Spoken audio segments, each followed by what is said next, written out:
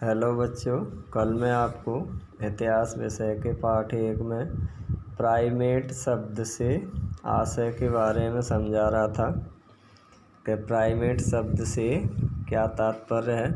तो प्राइमेट स्तनपायी प्राणियों के एक अधिक बड़े समूह के अंतर्गत एक उपसमूह है।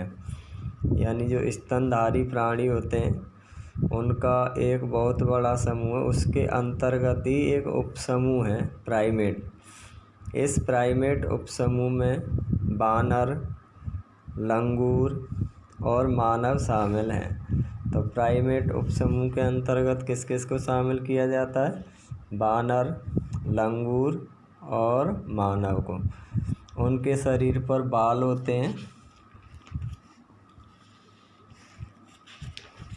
बच्चे पैदा होने से पहले अपेक्षाकृत लंबे समय तक माता के गर्भ में पलता है।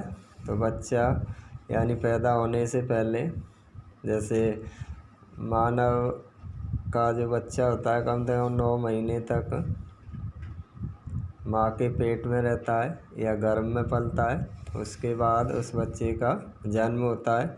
जन्म के बाद माताओं में बच्चे का दूध पिलाने के लिए ग्रंथियाँ होती हैं। प्राइमेट प्राणियों के दांत भिन्न भिन्न किस्मों के होते हैं। तो अलग अलग जो आपके प्राइमेट उपसमूह हैं, जैसे बानर हैं, लंगूर हैं, मानव हैं, इनके दांतों की आकृतियाँ भिन्न भिन्न होती हैं। तो ये तो था आपके प्राइमेट शब्द से आशय। अब हम यहाँ से आगे होमिनॉइड शब्द से आशय या तात्पर्य के बारे में समझेंगे। तो होमिनॉइड बंदरों से कई तरह से भिन्न होते हैं। यानी होमिनॉइडों की जो प्रजाति है बंदरों से अलग या भिन्न होती है। उनका शरीर बंदरों से बड़ा होता है। यानी बंदरों के जो शरीर का आकार होता है उससे बड़ा आकार होता है होमिनॉइड प्रजाति का। और उनकी पूँछ नहीं होती है, जैसे बंदरों की पूँछ होती है, उनकी पूँछ नहीं होती। होमिनिडों के विकास और निर्भरता की अवधि भी अधिक लंबी होती है। तो होमिनिडों का विकास और निर्भरता लंबे समय तक चलती है बंदरों की अपेक्षा। तो दोबारा से होमिनॉइड से आशय है, होमिनॉइड बंदरों से कई तरह से भिन्न होते हैं। उनका शरीर बंदरों से बड़ा होता है और उनकी पूँछ नहीं होती है। होमिनिडों के विकास और निर्भरता की अवधि भी अधिक लंबी होती है। अब है आपके जीनस शब्द। तो जीनस शब्द से तात्पर्य हिंदी में जीनस शब्द के लिए वंश शब्द का प्रयोग भी किया जाता है। तो जैसे अपन ये कहते हैं कि भाई ये इस वंश का है, तो उसे जीनस कहते हैं। तो या यूँ कहें कि जीनस शब्द का हिंदी में क्या अर्थ है? वंश। तो अब हम खुदाई में प्राप्त अवशेषों और जीवाश्मों को आदि मानव के मानने से इनकार करने कारण, यानी जब हमारे पुरातत्वविदों के द्वारा आपके प्राचीन स्थलों की खुदाई की गई तो उसमें कई प्रकार के जीवाश्म या अवशेष मिले। तो उन अवशेषों को आदि मानव के अवशेष मानने से कई विद्वानों के द्वारा इनकार किया गया। तो इसके इनकार करने के क्या कारण थे या क्या ऐसी वजह हैं जो बहुत सारे विद्वान उसे आदि मानव के अवशेष नहीं मानते? जिसमें सबसे पहला पॉइंट है कि लगभग 200 वर्ष पहले सर्वप्रथम जब ऐसी चीज़ें खोजी गई थी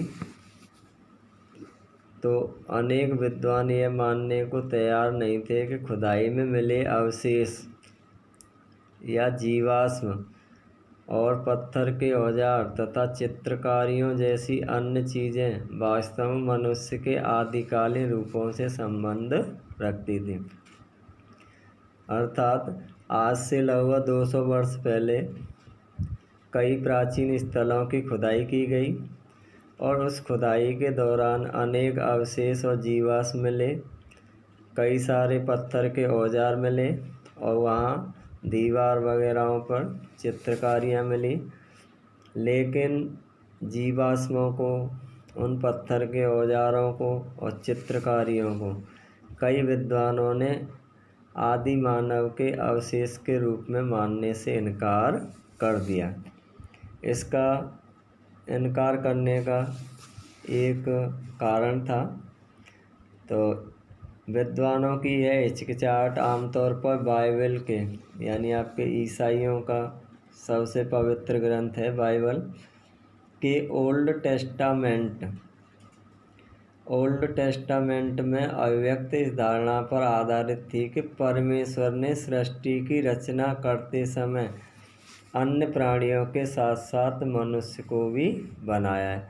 तो बाइबल में ये कहा गया है कि जैसे मनुष्य को ही भगवान ने या परमेश्वर ने नहीं बनाया, बल्कि अन्य प्राणियों का रचयिता भी भगवान ही है।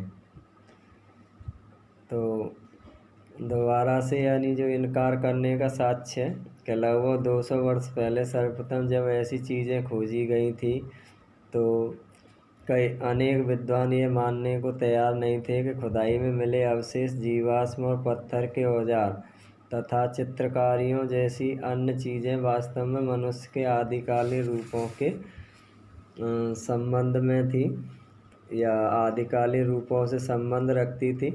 विद्वानों की यह हिचकिचाहट आमतौर पर बाइबल के ओल्ड टेस्टामेंट में अभिव्यक्त इस धारणा पर आधारित थी कि परमेश्वर ने सृष्टि की रचना करते समय अन्य प्राणियों के साथ साथ मनुष्य को भी बनाया। और दूसरा तथ्य है इनकार करने का कि ये आदि मानव के अवशेष नहीं है कि अगस्त 1856 में जब मशहूर जर्मनी के डसेलडोर्फ के पास नियंडर घाटी में तो यानी जर्मनी में एक जगह है डसेलफोर्ट, उसके पास ही एक घाटी है जिसका नाम है नियंडर घाटी में चूने के पत्थरों की खान की खुदाई कर रहे थे। तो उन्हें एक खोपड़ी और अस्थि पंजर के कुछ टुकड़े मिले। तो यानी अगस्त 1856 में कुछ मजदूर थे जो जर्मनी के डसेलफोर्ट के पास नियंडर घाटी में चूने के पत्थरों की खान की खुदाई कर रहे थे। तो उन्हें एक खोपड़ी मिली और कुछ अस्थि पंजर यानी शरीर के और हड्डी वगैरह या अवशेष मिले। ये चीज़ें एक स्थानीय स्कूली शिक्षक कार्ल फुलरॉट को सौंप दी गई, जो एक प्राकृतिक इतिहासज्ञ थे। प्राकृतिक का मतलब होता है प्रकृति से संबंधित इतिहास की जानकारी करने वाले, तो उसे कहते हैं प्राकृतिक इतिहासज्ञ। उन्हें वो चीज़ें सौंप दी गई, यानी जो खुदाई के दौरान अस्थि पंजर और खोपड़ी मिली थी वो एक स्थानीय यानी वहीं के रहने वाले एक स्कूली शिक्षक कार्ल फुलरॉट को सौंप दी गई, जो एक प्राकृतिक इतिहासज्ञ थे। जांच के बाद उन्होंने पाया कि वह खोपड़ी आधुनिक मानव की नहीं थी। फिर उन्होंने प्लास्टर से उस खोपड़ी का ढांचा बनाया और उसे बोन विश्वविद्यालय के शरीर रचना विज्ञान के प्रोफेसर, तो आपके एक विद्वान या प्रोफेसर थे शरीर रचना के, शरीर की रचना कैसे हुई उसका अध्ययन या शोध करने वाले एक प्रोफेसर थे जिनका नाम था हरमन शॉफहोसेन के पास भेज दिया। तो अगले ही वर्ष उन्होंने मिलकर एक शोध पत्र प्रकाशित किया जिसमें उन्होंने यह दावा किया कि यह खोपड़ी एक ऐसे मानव रूप की है जो अब अस्तित्व में नहीं है। तो आपके जो बोन विश्वविद्यालय के प्रोफेसर थे हरमन शॉफहोसेन, उन्होंने उस खोपड़ी और अस्थियों के बारे में ये कहा कि ये किसी ऐसे मानव की हैं जो प्राचीन समय में मौजूद था लेकिन वर्तमान समय में मौजूद नहीं है। उस समय तो विद्वानों ने उनके इस दावे को स्वीकार नहीं किया और यह घोषित कर दिया कि यह खोपड़ी एक ऐसे व्यक्ति की है जो बहुत बाद के समय में हुआ था। तो दोबारा से आप इस पॉइंट को देखिए कि अगस्त 1856 में जब मजदूर जर्मनी के डसेल फोर्ट के पास नियंडर घाटी में चूने के पत्थरों की खान की खुदाई कर रहे थे तो उन्हें एक खोपड़ी और अस्थि पंजर के कुछ टुकड़े मिले। ये चीज़ें एक स्थानीय स्कूली शिक्षक कार्ल फुल रॉट को सौंप दी गई जो एक प्राकृतिक इतिहासज्ञ थे। जांच के बाद उन्होंने पाया कि वह खोपड़ी आधुनिक मानव की नहीं थी। फिर उन्होंने प्लास्टर से उस खोपड़ी का ढांचा बनाया और उसे बॉन विश्वविद्यालय के शरीर रचना विज्ञान के एक प्रोफेसर हरमन सौफ हुसैन के पास भेज दिया। अगले ही वर्ष उन्होंने मिलकर एक शोध पत्र का प्रकाशन किया जिसमें उन्होंने यह दावा किया कि यह खोपड़ी एक ऐसे मानव रूप की है जो अब अस्तित्व में नहीं है। उस समय तो विद्वानों ने उनके इस दावे को स्वीकार नहीं किया और यह घोषित कर दिया कि यह खोपड़ी एक ऐसे व्यक्ति की है जो बहुत बाद के समय में हुआ था।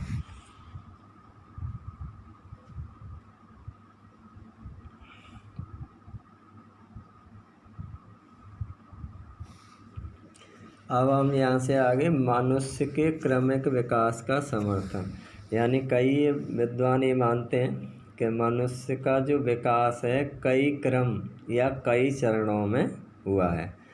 तो मनुष्य के क्रमिक विकास का समर्थन करने वाले विद्वान और किस तथ्य के आधार पर वो इसका समर्थन करते हैं कि मनुष्य का विकास क्रमिक ढंग से हुआ है। तो मनुष्य के क्रमिक विकास के अध्ययन में एक युगांतरकारी घटना, युगांतरकारी का मतलब होता है कि एक लंबे समय तक या लंबे युग तक चलने वाली, मनुष्य के क्रमिक विकास के अध्ययन में एक युगांतरकारी घटना 24 नवंबर 1859 को तब घटी जब मनुष्य की उत्पत्ति के विषय में चार्ल्स डार्विन की पुस्तक on the origin of species प्रकाशित हुई। तो आपके चार्ल्स डार्विन एक बहुत ही अच्छे विद्वान या साइंटिस्ट हैं जिन्होंने एक पुस्तक लिखी थी on the origin of species. तो आपके इसको ध्यान रखना है कि on the origin of species पुस्तक के लेखक कौन है? Charles Darwin. उस समय पुस्तक के प्रथम संस्करण की सभी 1250 प्रतियाँ, यानी चार्ल्स डार्विन ने जो पुस्तक लिखी थी on the origin of species, उसका जो पहला संस्करण था उसमें 1250 प्रतियाँ प्रकाशन के लिए छापी गई थी, या यूँ कहें कि 1250 प्रतियाँ प्रिंट करवाई गई और वो एक ही दिन में हाथों हाथ बिक गई। कहना था जैसे ही वो मार्केट में आई तो लोगों ने तुरंत उनको खरीद लिया। डार्विन ने इस पुस्तक में दलील दी थी कि मानव बहुत समय पहले जानवरों से ही क्रमिक रूप से विकसित होकर अपने वर्तमान रूप में आया। तो यानी इससे पहले हम लोग पढ़ रहे थे, कई विद्वान ये मानते थे कि जो प्राचीन जो अवशेष हैं वो मानव के नहीं है या मानव उनका रूप नहीं था, लेकिन इस पुस्तक से यानी दी ओरिजिन ऑफ स्पीसीज पुस्तक से चार्ल्स डार्विन ने यह सिद्ध करने का प्रयास किया है कि प्राचीन समय का मानव ही धीरे धीरे अपने अनेकों रूप परिवर्तित करता हुआ आया और आज जो वर्तमान रूप में मनुष्य है वह उसी के वो वंशज रहे हैं। तो दोबारा से देखिए, मनुष्य के क्रमिक विकास का समर्थन करने वाले तथ्यों के बारे में कि मनुष्य के क्रमिक विकास के अध्ययन में एक युगांतरकारी घटना 24 नवंबर 1859 को तब घटी जब मनुष्य की उत्पत्ति के विषय में चार्ल्स डार्विन की पुस्तक on the origin of species प्रकाशित हुई। उस पुस्तक के प्रथम संस्करण की सभी 1250 प्रतियाँ उसके प्रकाशन के दिन ही हाथों हाथ बिक गईं। डार्विन ने इस पुस्तक में दलील दी थी कि मानव बहुत समय पहले जानवरों से ही क्रमिक रूप से विकसित होकर अपने वर्तमान रूप में आया है। अब मानव के विकास के क्रम यानी कैसे कैसे मानव वर्तमान रूप में आया, तो मानव के विकास के क्रम को 360 से 240 लाख वर्ष पहले तक खोजा जा सकता है। कभी कभी हमारे लिए इतने लंबे समय के विस्तार की कल्पना करना बहुत कठिन हो जाता है। यदि आप अपनी पुस्तक के एक पृष्ठ को 10,000 वर्षों के बराबर मानें, कहने का मतलब है कि जैसे हम चाहते हैं कि भाई इतिहास के बारे में हमें सही ढंग से जानकारी प्राप्त हो, तो हम उसकी सही ढंग से जानकारी प्राप्त नहीं कर सकते, क्योंकि उसका कारण है कि मान लीजिए हम 10,000 वर्षों के बारे में एक पृष्ठ से विस्तृत जानकारी प्राप्त करना चाहते हैं, तब भी वो संभव नहीं है। जैसे इसे समझिए दोबारा से कि यदि आप अपनी पुस्तक के एक पृष्ठ को 10,000 वर्षों के बराबर माने तो 10 पृष्ठ 1,00,000 वर्षों के बराबर होंगे और 100 पृष्ठ 10 लाख वर्षों के बराबर होंगे। इस प्रकार 360 लाख वर्षों के बारे में सोचने के लिए आपको 3600 पृष्ठों की पुस्तक की कल्पना करनी होगी। यानी ये जो हमारा 360 लाख वर्ष पहले से मानव जीवन के बारे में जानकारी प्राप्त करनी है, उसके उद्गम, उसके क्रियाकलापों के बारे में जानना, तो उसके लिए कम से कम हमें 3600 पृष्ठों की पुस्तक की कल्पना करनी होगी। यानी इतनी पृष्ठों की पुस्तक छापनी पड़ेगी।